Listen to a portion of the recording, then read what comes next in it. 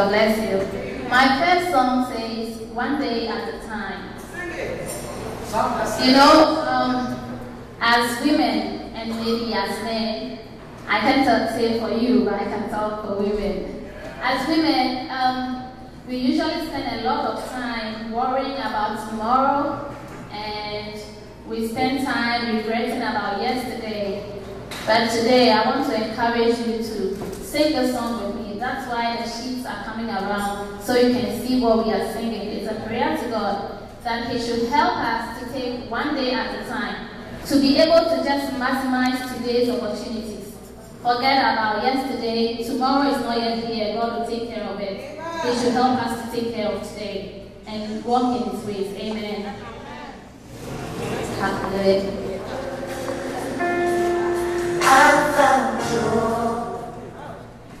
No, that's not my track. Okay, so we're waiting. Alright, so while we wait, let me tell you how it goes. It says, "One day at a time, sweet Jesus, that's all I'm asking from you." Okay, he's ready.